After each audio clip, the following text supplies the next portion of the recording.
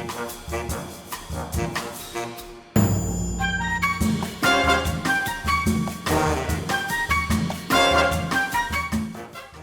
what qualities do you want to see in the leaders on your team?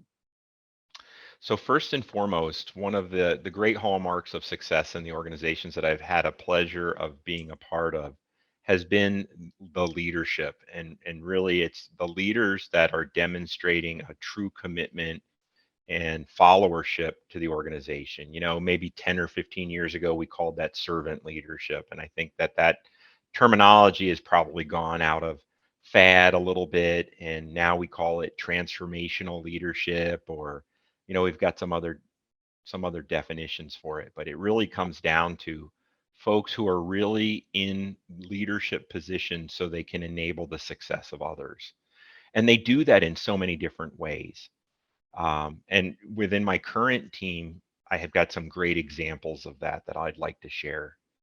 One example is we have a person who is very visionary, and they see that there are people within their teams that have great visions for the future and can be very creative and innovative, and they inspire and support that no matter how half-baked the idea might be, because it's those half-baked ideas that ultimately sometimes make their way to unique organizational success. It just might not be at the right time or the right place, but they don't really let go of that. So we've got one person who does that really well. Have another person who is really committed to ensuring that we have a solid foundation that's sustainable. Folks like myself who kind of run around, you know, uh, like a chicken with my head cut off a lot of times, really appreciate folks like that are very focused, intentional, sustainable, and measured. And that really helps enable the success of our organization and really enables the success of our people.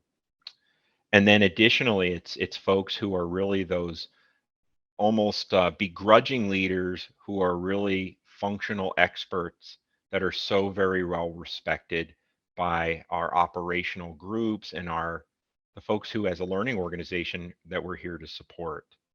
And then in each one of them, they are all true professionals in the craft of learning. So there's that commitment that I think we share in the learning field, which is to help people learn and grow and achieve what they'd like to achieve, both personally and professionally. So I think, again, really those skills that I've identified and those attributes are unique, but they're all grounded in that commitment to others and selflessness. I love that. It's reminding me of a few years ago, our Learning Leader of the Year talked about in learning and development that sometimes it seems like it's about the sage on the stage, Yeah. and it should really be about the guide on the side. And And it I feel really like is, right? leadership has done the same. Yeah, Yeah, it's almost definitely. like that those that aspire to lead, and as we all get more tenured and we look at our careers, we recognize that there are those common traits that almost like the folks who are not the most eager to lead are the ones that are sometimes best suited to lead. Yeah, absolutely. Well, and I think that speaks somewhat to also the great resignation and people really realizing like what is it they really want to be doing? What's their passion, and Yeah, going after that. Which is a nice segue to our next question. sure. And that is to describe your vision for how the L&D world can retain its talented resources during this time of the Great Resignation or the Great Reshuffle. I'm so grateful for the great resignation and the great reshuffle. And it has really put a focus on our field and underscored the criticality in how we can ensure the agile and just responsive ability to provide personal growth, professional success within the organization. And we found, I think, many folks over the years have looked at studies on different generational segments of population in the workforce. And, we've recognized that people are looking to focus on what they value most. And a lot of times that's becoming mindfulness and self development. And, sometimes, as we all know, that there can be organizational barriers to embracing new ways of doing things. Learning's no different. So, as we look at the Great Resignation, it's created that proverbial burning platform that it has forced the business and business operations to reevaluate and to really invest in how they retain their valued workforce, and also to grow their workforce to be as successful as it can be. And the answer to both of those two questions in many cases is that flexible personal and professional development, which this field does so very, very well. So without the burning platforms of the Great Resignation and the need to ensure that employee populations see that they're valued and the companies have the ability to invest in that, as well as we all know, internal gig economies and talent marketplaces, as well as for folks who are looking for inward mobility as much as they're outward mobility. The only way to develop is to enhance what people know and can do. And hey, we're the first stop and the last stop for that these days. So that's really brought down a lot of those barriers in change adoption and a willingness to invest in the workplace. So it's been a great time, almost a renaissance for learning, I think. I think you're right. It's been amazing to me just to see how the perspective of learning and development and the value of learning and development and that perception has shifted in the last 2 years, compared to the last 2 decades. Yeah. It's been a sea change. Just Isn't it amazing. great, Jill, to also look at the not just the value of it, but also the holistic nature, where before it may have been, what do you Mhm. need to do your job or what do you need to do to be compliant? And now we're addressing the whole person. We're addressing Yes. what people need to feel whole and fulfilled because we know Mhm. our workforce is mobile. So, in order for people to feel like they're having their needs met, a lot of that is personal and professional development. And we also know, right, Mhm. that a lot of this is not coming in the form of formal education these days. It's really in that pragmatic and versatile skill that can be applied in the time of need in the way that every workforce does it differently. So Mhm. Exactly. And that value is seen now too. You it know, absolutely is. I there mean, look was at what we're yeah. the talent marketplace and how competitive it is, not just from loss, but even from an acquiring talent. The skills that are in demand are skills that academic curriculums haven't been around in higher education to develop pipelines for competency.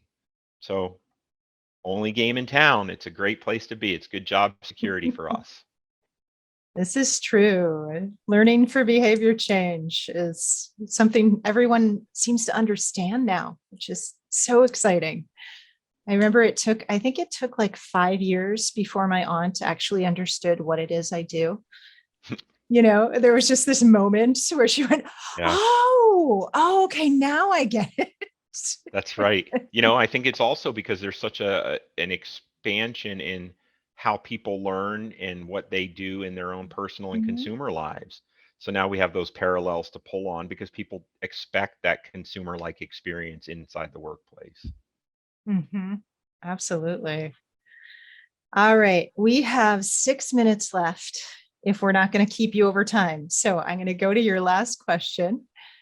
And I'll just say the first part because Sure. you wrote the rest. So I think you Oh know yeah, what you yeah. want to I talk actually, about, right? yeah, I was super excited. So I had threw a question out there around just having seen organizations grow and develop from just various phases. So maybe if that's you want to ask a little bit about that.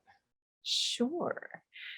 So, can you tell me a little bit about the enterprise learning organizational development arc?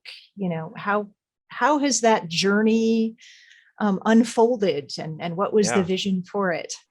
Yeah, it's something that I'm very passionate about, and it really ties to the other things we've talked about today. And that's that so many of us come to organizations and they're in one state of either maturation or forming or unforming these days. And there's so many different iterations of how learning organizations at an enterprise level can be constructed, whether it's centralized or decentralized or matrixed.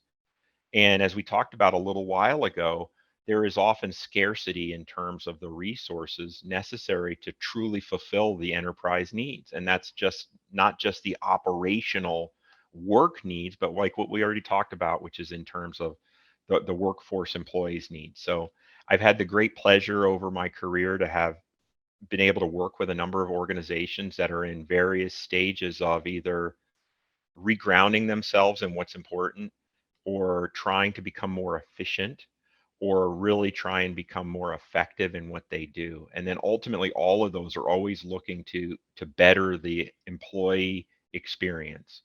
So along those lines, I've noticed some trends, and a couple of those trends I'll talk about. It really starts with, do you have some clarity in terms of what the organization is seeking to achieve? In many cases, they may think that it's a reduction in cost.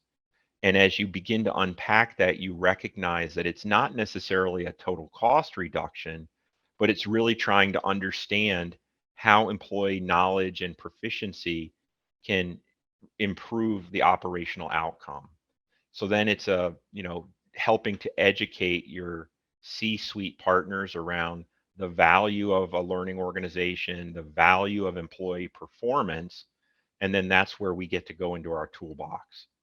So the toolbox in this case is establishing a framework that is flexible and yet responsive, or flexible, responsive, and sustainable for the organization to be able to really adapt and then sustain that performance over time. So I've had the pleasure in about 5 organizations now helping folks to, one, understand what it is that they're really trying to solve. Not any secret to any of us in this field, right? We ask that question all the time.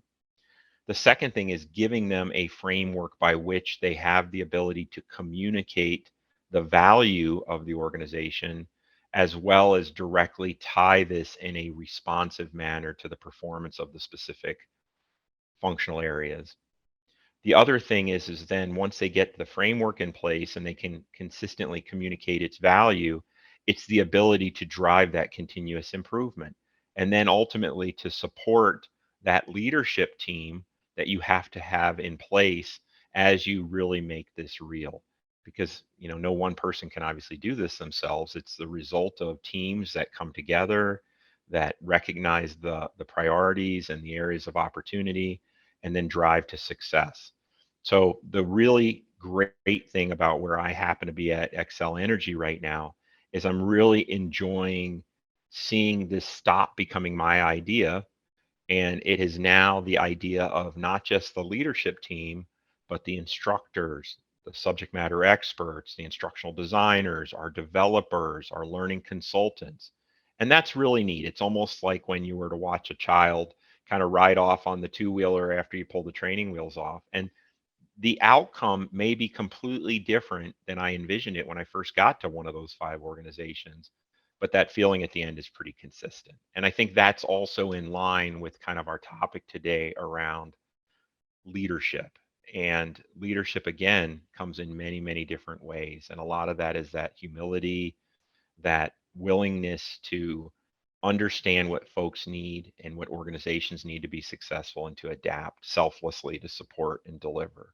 Almost like it's more of an aptitude and an attitude than it is necessarily a skill and or an ability, or at least maybe equal parts. So just excited about that. I think we've got some great examples across our organization at Xcel Energy that I've mentioned, and I think maybe many of the folks that we might have a chance to meet and to talk to and to share experiences with here over the summer maybe have some similar perspectives.